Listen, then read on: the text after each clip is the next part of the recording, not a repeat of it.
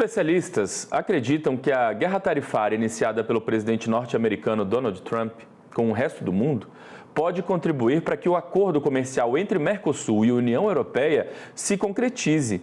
Vamos saber agora a opinião da doutora em Relações Internacionais pela London School of Economics e professora Carolina Pavese. Ela já está com a gente aqui conectada, né, Carolina? Seja bem-vinda com a gente, primeiramente. Um bom dia, tudo bem?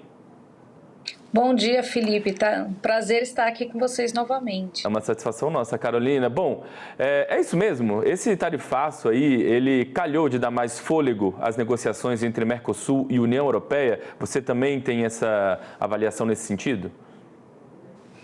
Olha, quem é entusiasta de acordos comerciais tem visto com bons olhos esse momento político gerado pelo protecionismo de Trump, né? E aí os defensores do livre comércio, os países que apostam nisso, têm investido mais em diversificar, inclusive, o seu rol de parcerias e buscando acordos já existentes para reforçá-los, mas também vendo acordos em negociação como uma alternativa ao protecionismo que Trump tenta impor ao comércio internacional. Isso, inevitavelmente, acaba tocando no acordo Mercosul-União Europeia. Então, há um momento mais favorável para se retomar a discussão sobre o acordo e tentar impulsionar esse processo que anda a passos muito lentos.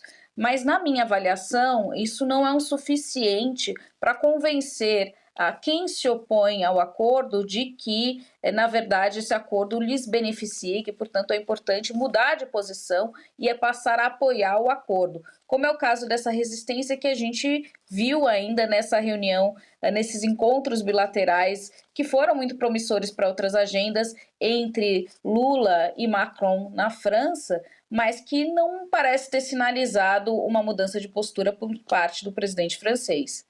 Pois é, eu ia te perguntar isso agora. Quais são os principais entraves que ainda existem para esse acordo, então, de fato, sair de vez? A França, a Polônia, alguns países ainda estão resistentes a alguns trechos aí dessa negociação, né? Isso. Bom, a gente tem dois grandes grupos aí que se opõem ao acordo. O primeiro, de um lado, a gente vai ter parte da sociedade civil, ambientalistas, quem está preocupado com uma questão do impacto que esse acordo tem potencialmente sobre a sustentabilidade, sobre a questão das emissões de gás de efeito estufa, principalmente o impacto no lado do Mercosul e em relação ao Brasil, né? Então, não há cláusulas na avaliação desse grupo muito fortes o suficiente para gerar um compromisso com que esse comércio que vai aumentar com o acordo, para que ele seja, garantias de que ele seja sustentável. Esse é um argumento.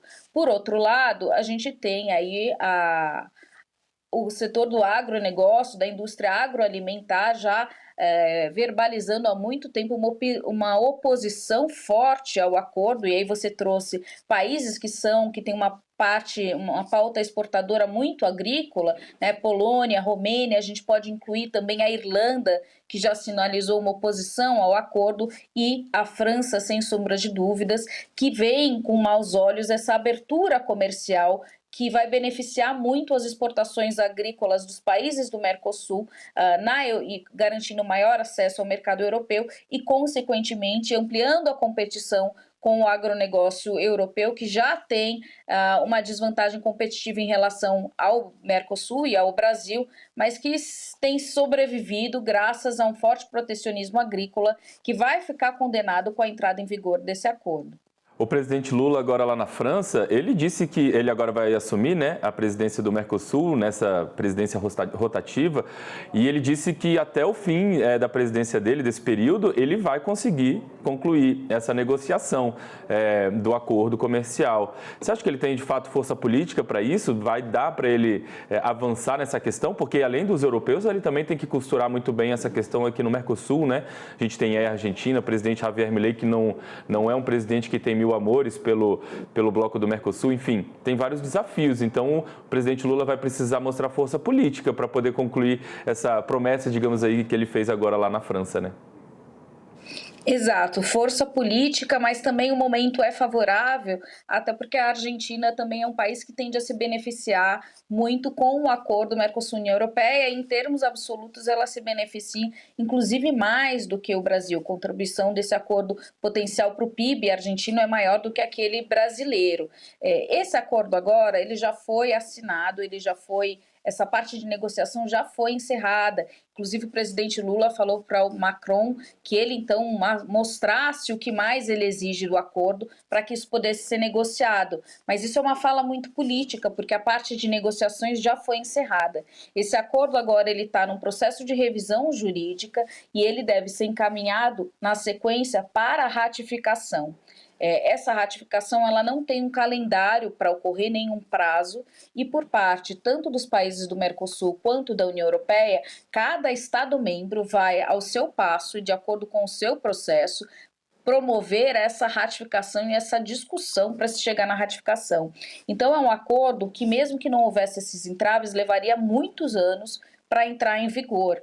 E o que a gente vê agora é talvez uma tentativa do presidente de acelerar essa entrada desse processo de ratificação e fazer com que essa ratificação se inicie com bons olhos, e com um certo entusiasmo, criando um ambiente político aqui e eventualmente na Europa mais favorável para essa ratificação.